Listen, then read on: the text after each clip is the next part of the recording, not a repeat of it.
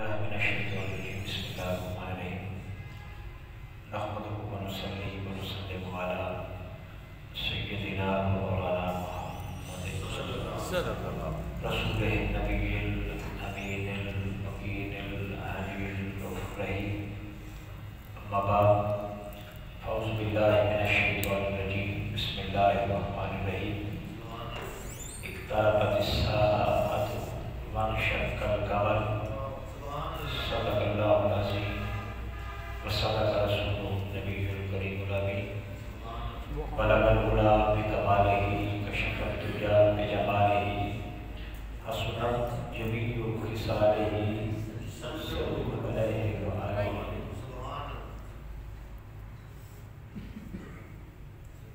اللہ جل مجدہ کا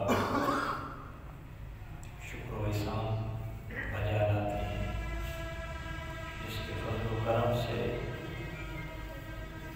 اس کے گھر میں اس کے اور اس کے محبوب کی یاد میں حاضر ہے۔ سبحان اللہ۔ آج ہفتہ وار درس قرآن بھی تھا اور محفل میلاد کا بھی اہتمام کیا گیا ہے۔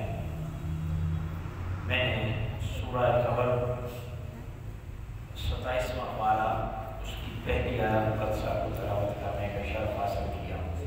سبحان اللہ۔ اس آیت مقدسہ میں حضور نبی مکرم صلی اللہ علیہ وآلہ وسلم کے اس مشہور معجزے کا بھی ذکر ہے۔ سبحان اللہ۔ جب مشرکین مکہ نے کہا تھا کہ ہم آپ کو نبی کیسے مانیں اگر آپ واقعتاً ہی نبی ہیں، کوئی ایسا کام کر کے دکھائیں کہ عقل کہ جہاں تک رسائی نہ ہو۔ تو حضور نے فرمایا کہ بتاؤ کیا کریں؟ انہوں نے کہا کہ یہ چاند ہے، اگر یہ دو ٹکڑے ہو جائے تو ہم آپ کو نبی مانیں۔ حضور نبی مکرم صلی اللہ علیہ وسلم نے اس چاند کی طرف اشارہ کیا تو اللہ نے کرم کر دیا، چاند کا ایک حصہ پہاڑ کی ایک طرف، دوسرا حصہ پہاڑ کی دوسری طرف۔ اس کا ذکر ہے اقتربت الساعۃ، قیامت قریب آنے والی ہے، وانشق القمر، اور چاند دو ٹکڑے ہو گیا ہے۔ چاند دو ٹکڑے ہو گیا ہے۔ حضور نبی مکرم صلی اللہ علیہ وآلہ وسلم کا ارشاد ہے کہ ہمارا گزشتہ امتوں کے مقابلے میں اس امت کی مدت اتنی ہے جتنی عصر کی نماز سے غروب آفتاب تک کا وقت ہوتا ہے، یعنی ایک طرف پورا دن ہے اور اس کا پیریڈ اتنا ہے جتنا عصر سے مغرب کے درمیانی وقت کا ہوتا ہے۔ اب اس سے اندازہ لگا لو کہ زیادہ ٹائم، زیادہ پیریڈ ان امتوں کے پاس تھا۔ ہم تو اینڈ پر آئے ہیں اور ہمارے پاس وقت بہت کم ہے۔ اقتربت الساعۃ، قیامت قریب آ گئی ہے، قیامت قریب آ گئی ہے۔ اب سوال کیا گیا، آواز تھوڑا سا کم کر دیں، سوال کیا گیا کہ یا رسول اللہ صلی اللہ علیہ وسلم یہ کتنی قریب ہے قیامت؟ جو قرآن نے کہا اقتربت الساعۃ، قیامت قریب آ گئی ہے، اور اس کی حضور یہ کتنی قریب آ گئی ہے؟ اس روایت کو مسند احمد میں نقل کیا گیا اور کہا گیا کہ یہ مسند احمد کی صحیح سند پر مبنی حدیث ہے۔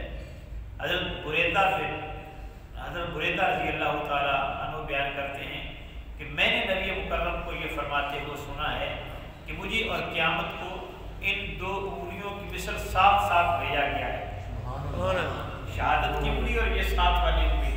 حضور نے ایسے اشارہ کر کے فرمایا مجھے اور قیامت کو ایسے ساتھ بھیجا گیا ہے جیسے یہ انگلیاں ساتھ ساتھ ہیں، جیسے یہ انگلیاں ساتھ ساتھ ہیں۔ پھر آپ نے باقاعدہ گشت شہادت اور درمیانی انگلی کو ملا کر فرمایا گویا اس امت کے ساتھ قیامت کو جوڑ دیا گیا ہے، اس امت کے ساتھ قیامت کو جوڑ دیا گیا ہے۔ اور حضور نبی مکرم صلی اللہ علیہ وسلم کا معجزہ اسی چیز کی علامت ہے کہ وانشق القمر، چاند دو ٹکڑے ہو گیا۔ یہ ان کے مطالبے پر ہوا تھا، رسول علیہ السلام نے معجزے کا اظہار فرمایا۔ حضرت عبداللہ بن عباس رضی اللہ تعالیٰ عنہ سے بڑی ہوئی روایت ہے، وہ فرماتے ہیں کہ میں نے ایک دن حضور نبی مکرم صلی اللہ علیہ وآلہ وسلم کی بارگاہ میں جا کر کہا کہ اے محمد صلی اللہ علیہ وآلہ وسلم، میں آج آپ کو ایک عجیب بات نہ بتاؤں؟ حضرت عباس حضور کے چچا تھے، تو ظاہر کی بچپنا دیکھا تھا، کہا میں آپ کو ایک عجیب بات نہ بتاؤں؟ حضور نے ارشاد فرمایا ہاں چچا بتائیے۔ تو فرمایا اے اللہ کے رسول، آپ کا بچپنا تھا، آپ جھولے میں جھول رہے تھے، 14ویں رات کا چاند تھا اور چاند اپنی پوری آفتاب کے ساتھ چمک رہا تھا۔ ہم نے خود دیکھا ہے کہ جیسے آپ کا جھولا جھولتا تھا اور آپ شہادت کی انگلی اٹھاتے تھے، جدھر آپ کی انگلی حرکت کرتی تھی چاند ادھر کو مڑ جایا کرتا تھا،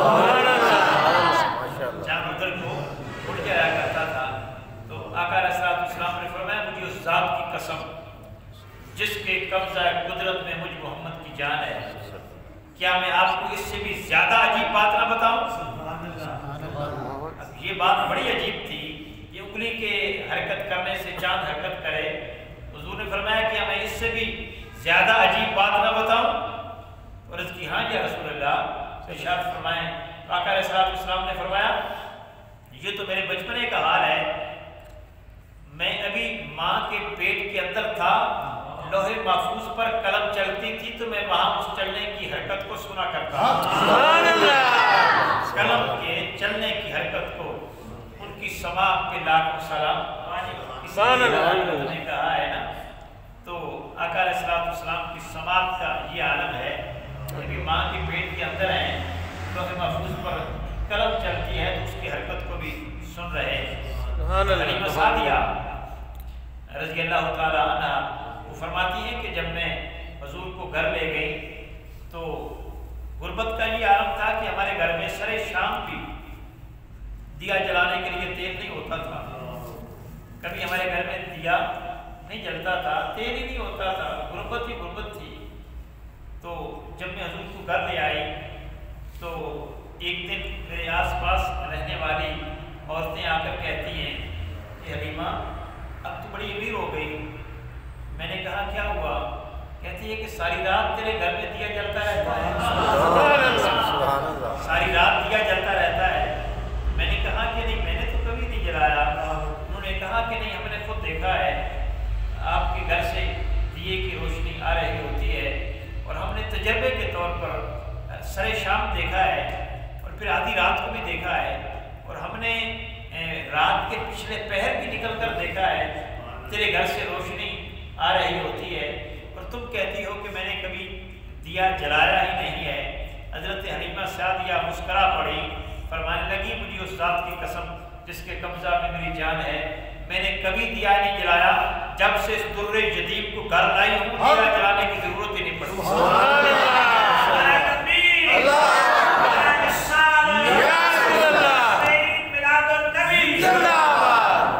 دیا جلانے کی کبھی ضرورت ہی محسوس نہیں کی۔ حضور جب مسکراتے ہیں تو نور کی شعائیں نکلتی ہیں، سارا گھر مکہ نور بن جاتا ہے۔ یہ تو بچپنا تھا۔ سیدہ عائشہ صدیقہ رضی اللہ تعالیٰ عنہ فرماتی ہیں کہ میں گھر میں بیٹھی تھی تو میں دیے کی روشنی میں کچھ سلائی کر رہی تھی، کچھ کپڑا بن رہی تھی، پیمند لگا رہی تھی، تو اچانک میرے ہاتھ سے سوئی گر گئی، اور جب سوئی تلاش کرنے لگی تو دیے کو قریب کرنا چاہا تو میری حرکت کی وجہ سے دیا بھی بجھ گیا۔ اب پریشان تھی کہ میں اپنا وقت کیسے بسر کروں گی، میں سلائی کیسے کروں گی، اسی پریشانی کی عالم میں بیٹھی تھی۔ اچانک تاجدار کائنات گھر میں تشریف لے آیا، جلوہ کر ہوئے تو پوچھا عائشہ کیا ہوا؟ عرض کیا کہ یہ سوئی گم ہو گئی ہے۔ تو حضور مسکرائے، فرماتی ہیں کہ آقا علیہ السلام کے مسکرانے سے اتنا نور نکلا، میرا سارا کمرہ روشن ہو گیا، میں نے گری ہوئی سوئی کو آسانی سے تلاش کر دیا، میں نے سوئی کو تلاش کر دیا۔ اور یہ نور، یہ منظر نور کا سیدہ آمنہ رضی اللہ تعالی عنہ نے بھی دیکھا ہے۔ وہ بھی یہ نہیں کہتی کہ بولے تو کہ مجھ سے بچہ پیدا ہوا ہے، وہ وہ کہتی خرج منی نور، مجھ سے نور ظاہر ہوا ہے، سبحان اللہ، مجھ سے نور نکلا ہے، خرج منی نور، مجھ سے نور نکلا ہے۔ اور کہتی ہیں کہ حضور نبی مکرم صلی اللہ علیہ وآلہ وسلم کی جب ولادت باسعادت ہوئی، حضرت آمنہ فرماتی ہیں کہ اتنا نور نکلا کہ میں نے اس نور کی روشنی سے سینکڑوں میل کے فاصلے پر شام کے محلات کو دیکھا، سبحان اللہ، شام کے محلات کو دیکھا۔ حضور نبی مکرم صلی اللہ علیہ وآلہ وسلم کی جلوہ گری یہ اس قوم کو اندھیروں سے نکالنا تھا۔ حضور کی تشریف آوری اندھیروں کی جگہ پہ اجالوں کا ظہور ہونا تھا، اس لیے اللہ نے بھی فرمایا ہے قد جاءکم من اللہ نور، لوگوں تمہارے پاس اللہ کی طرف سے نور آ گیا، سبحان اللہ، تمہارے پاس اللہ کی طرف سے نور آ گیا۔ تو حضور نبی مکرم صلی اللہ علیہ وآلہ وسلم بشری لباس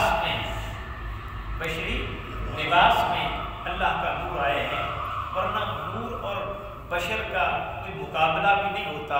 اور حضور نبی مکرم صلی اللہ علیہ وآلہ وسلم کی شان نہ بشریت میں ہے نہ نورانیت میں ہے، آپ کی شان ان دونوں چیزوں سے بالا ہے۔ اگر معراج کا ہم جائزہ لیں تو بشریت تو نیچے مسجد اقصیٰ میں رک گئی تھی، میرے مصطفیٰ اوپر چلے گئے، سبحان اللہ، چلا کہ بشریت سے میرا مصطفیٰ اعلیٰ ہے۔ اور پھر اگر نور کا جائزہ لیں تو سدرہ پر جا کر نور رک گیا تھا، جبریل نورانیت کے سردار ہیں، تو سدرہ پر جہاں نورانیت کی حد ہے وہاں پہ نور رک گیا۔ کسی نے بڑا خوبصورت جملہ بولا ہے، کہتے ہیں کہ جو سدرہ پر جا کر رک جائے اس کو نور کہتے ہیں، اور جو سدرہ سے گزر جائے اس کو محمد الرسول کہتے ہیں۔ جو سدرہ پر رک جائے اس کو نور کہتے ہیں، اور جو سدرہ سے گزر جائے اس کو حضور کہتے ہیں۔ سبحان اللہ، مصطفیٰ تو سدرہ سے بھی آگے جا رہا ہے، تو پتہ چلا کہ میرا نبی بشر سے بھی اعلیٰ ہے، میرا نبی نور سے بھی اعلیٰ ہے۔ سبحان اللہ، بشر ہونا بھی حضور کی ایک شان ہے، اور نور ہونا بھی حضور کی ایک شان ہے۔ حقیقت مصطفیٰ نہ بشر ہے، حقیقت مصطفیٰ نہ نور ہے۔ بس اتنا کہا جا سکتا ہے کہ تم ذات خدا سے نہ جدا ہو نہ خدا ہو، اللہ ہی کو معلوم ہے کیا جانیے کیا۔ سبحان اللہ، اللہ جل مجدہ ہماری اس مختصر سی حاضری کو اپنی بارگاہ میں قبول فرمائے۔ آمین۔ پھر دوست نیک تمنا، نیک مراد، نیک آرزو لے کر میرے مولا تیرے محبوب کے میلاد کے مجلس میں حاضر ہیں، ان سب کی پوری فرما۔ آمین۔ وآخر دعوانا